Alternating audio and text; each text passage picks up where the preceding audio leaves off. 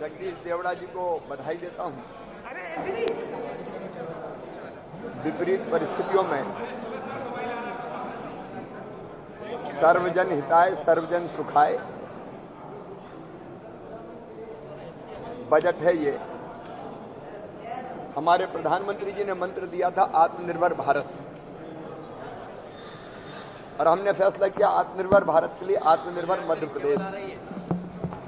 और ये आत्मनिर्भर मध्य प्रदेश केवल मंत्री और अफसरों ने नहीं, हमने वेबिनार किए, विशेषज्ञों को आमंत्रित किया, हमने जनता से सुझाव मांगे थे। तो अलग अलग क्षेत्रों के विशेषज्ञ, आम जनता, समाज के हर वर्ग के लोग, सबके साथ चर्चा और विचार विमर्श करके हमने आत्मनिर्भर भारत का के लिए आत्मनिर्भर मध्य प्रदेश का एक रोड मैप बनाया था। ये बजट आत्मनिर्भर मध्य प्रदेश बनाने का बजट है। इसके 4 प्रमुख स्तंभ, एक अधोसंरचना। अगर आप देखेंगे तो अधोसंरचना पर चाहे वो पानी हो, बिजली हो, पानी मतलब पीने का पानी छोड़ के कह रहा हूं, मैं सिंचाई की बात कर रहा हूं। अगर आप देखेंगे तो 44,152 करोड़ रुपए का लगभग प्रावधान किया गया है। आप जानते हैं कि अधोसंरचना के निर्माण से रोजगार के अवसर भी पैदा होते हैं। अधोसंरचना निर्माण और 2 और प्रमुख चीजें थी, एक शिक्षा और स्वास्थ्य। और दोनों पे अगर देखेंगे, शिक्षा और उससे जुड़े हुए क्षेत्रों पर, क्योंकि मैं पहले भी कहता रहा हूं 2 प्राथमिकताएं हमारी, हेल्थ और एजुकेशन। हमको सरकारी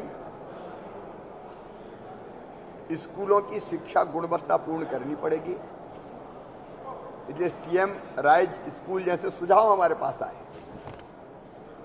और शिक्षा क्षेत्र के लिए भी लगभग 40,958 करोड़ रुपए का प्रावधान मध्य प्रदेश में पहले कभी नहीं किया गया।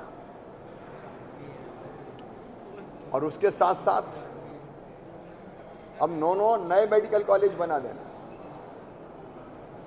ये अपने आप में स्वास्थ्य के क्षेत्र में काम करने के लिए केवल मेडिकल कॉलेज नहीं,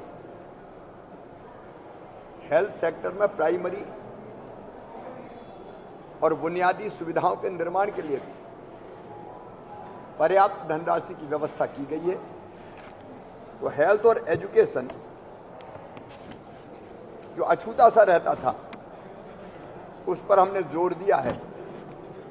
एक बड़ी बात और इस बजट में,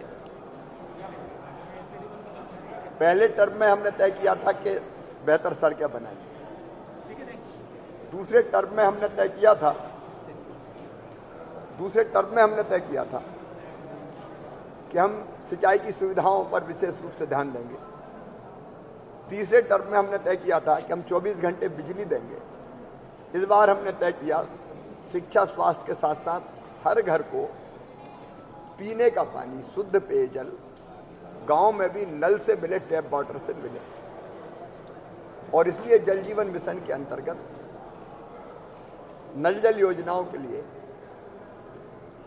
जो प्रावधान किया है वो अपने आप में ऐतिहासिक है। और ये महिलाओं के लिए, बहनों के लिए, बेटियों के लिए एक बड़ी सौगात है। हमने ये भी तय किया कि अर्थव्यवस्था को खड़ा करने के लिए मैं अब पूरी तरह से संतुष्ट हूं कि कोरोना के बाद भी, कोरोना के इतने बड़े संकट के बाद भी 19-20 की तुलना में हमारी जो सकल घरेलू उत्पाद है वो केवल 2.12% कम हुआ, जबकि 7%, 8% कमी की आशंका थी। हमने कोविड काल में भी बेहतर काम करके उसको सीमित करने की कोशिश की। और अब पिछले साल से इस साल जो हमने बजट प्रावधान बढ़ाया वो लगभग 22% बढ़ाया है। एक बहुत महत्वाकांक्षी लक्ष्य हमने उसके लिए रखा है। भौतिक अधोसंरचना के अंतर्गत हमने मिशन निर्माण, मिशन ग्रामोदय और नगरोदय, पेयजल की बात अगर कर रहे हैं तो गांव के लिए भी, शहर के लिए, और ग्रामीण विकास और शहरी विकास के लिए हमने पर्याप्त प्रावधान रखा हुआ है जिससे हम ठीक ढंग से विकास कर सकें।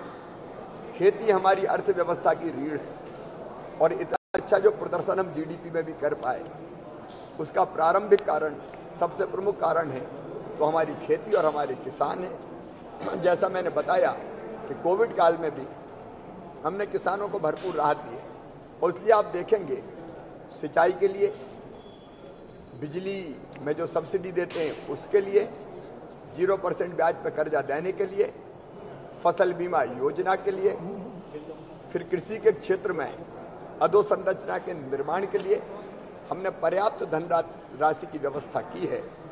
मुख्यमंत्री किसान कल्याण योजना के अंतर्गत 4,000 रुपया किसानों के खाते में डालना जारी रहेगा। 6,000 रुपया प्रधानमंत्री जी की योजना के अंतर्गत डलेंगे। लेकिन उसके अतिरिक्त फसल बीमा योजना का जो भी जिम्मेदारी हमने जो सर्वे करवाया, जो भी राशि आएगी, इस साल भी 8,000 करोड़ से ज़्यादा दी, उसके लिए हम अपना शेयर देके पर्याप्त प्रावधान हम कर रहे हैं। फिर राहत की राशि के वितरण में भी किसानों को सरकार कसर नहीं छोड़ेगी। लेकिन गरीब कल्याण की जो योजनाएं थी उनको जारी रखने का भी हमने पर्याप्त प्रावधान किया है। संबल योजना फिर से प्रारंभ हो रही है और महिला सशक्तिकरण के लिए महिला सेल्फ हेल्प ग्रुप से लेके और जितनी भी महिला कल्याण की योजनाएं थी उन सबको हमने ढंग से जारी रखा है। तो बच्चों की शिक्षा हो, स्वास्थ्य हो, महिला सशक्तिकरण हो, नौजवानों को रोजगार देना हो, और रोजगार के लिए चाहे एमएसएमई का सेक्टर हो, स्वरोजगार की योजनाओं का हो, चाहे और अन्य क्षेत्र हो, उन सबको हमने पर्याप्त धनराशि आवंटित की है।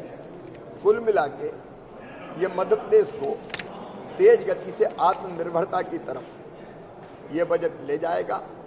जनता के सुझावों को ध्यान में रखते हुए हमने अलग अलग मिशन निरामय, मिशन बोधि, मिशन अर्थ और मिशन दक्ष, मतलब स्किल डेवलपमेंट के लिए हमने संभागीय स्तर पर ideal ITI, global skill park, उन सब की व्यवस्था की है।